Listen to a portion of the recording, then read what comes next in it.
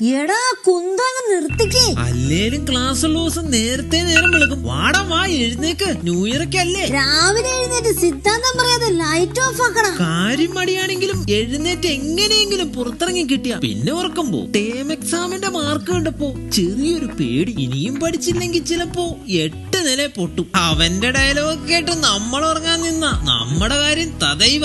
അതൊക്കെ പോട്ടെ, ഇപ്രാവശ്യം മുതൽ കുറച്ച് സ്റ്റഡി ടിപ്സ് ഒക്കെ ട്രൈ ചെയ്യാൻ പോവാ. അച്ചടിച്ചു വരുന്ന കടലാസിൽ ഇത്തിരി മാർക്കുള്ളതൊക്കെ നല്ലതല്ലേ. എല്ലാം കൂടി വലിച്ചുവാരി ഇട്ട എവിടെന്ന് തുടങ്ങണമെന്ന് ഒരു പിടുത്തം ഉണ്ടാവില്ല. അടുക്കി വെച്ചിട്ട് പഠിക്കാനുള്ള പുസ്തകം മാത്രം തുറന്നു വെച്ചാ നമ്മളെ കൊണ്ട് ഇത് കൂട്ടിയാ കൂടും തോന്നും. പിന്നെ എല്ലാത്തിനും ഒരു ചെക്ക് ലിസ്റ്റ് ഉണ്ടാക്കുന്നത് നല്ലതാ. അതെ, ആരോടും പറയില്ലെങ്കിൽ ഒരു ടിപ്പ് പറയാട്ടോ. പഠിക്കുന്നതിന്റെയും കൂടെ ഭക്ഷണം കഴിക്കുന്നതിന്റെയും കൂടി ടിക്കിട്ട സംഭവം ഇത്തിരി മോട്ടിവേഷൻ ഒക്കെ തോന്നും. പിന്നെ കുറെ പണിപ്പെട്ടിട്ട ഹാൻഡ് റൈറ്റിംഗ് ഒന്ന് റെഡിയാക്കിയ. പിന്നെ കഴിഞ്ഞ കൊല്ലം റെക്കോർഡ് എംബോസിഷൻ ആയിരുന്നുണ്ട് കയ്യക്ഷരം നന്നായി. എന്നിട്ട് നന്നായി പോലും. ആ ടീച്ചറോട് പോയി ഒരു താങ്ക്സ് പറ. ഒന്നും മിണ്ടാതിരിക്കടാ, ഞാനൊന്ന് റെക്കോർഡ് ചെയ്തോട്ടെ. അങ്ങനെയൊക്കെ പലതും കേൾക്കും, ഇതൊന്നും മൈൻഡ് ചെയ്യണ്ടാട്ടോ. പിന്നെ അടുത്തതാണ് ഡയറി റൈറ്റിംഗ്.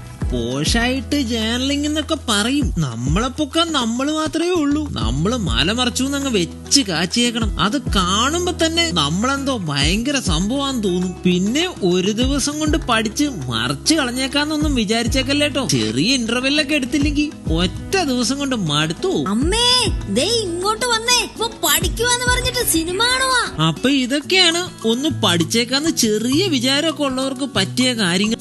ഞാൻ ഇപ്പോഴെങ്കിലും തുടങ്ങിയത് നന്നായി. അല്ലെങ്കിൽ പരീക്ഷിക്കാൻ എന്ത് ചെയ്യുമായിരുന്നു. എന്റെ ഹാൻഡ് റൈറ്റിംഗ് എങ്ങനെയാ നന്നാക്കിയെന്നുള്ളത് അടുത്ത വീഡിയോയിൽ പറയാട്ടോ. അപ്പൊ ഇരിക്കട്ടെ, ഒരു ഓൾ ദ ബെസ്റ്റ്.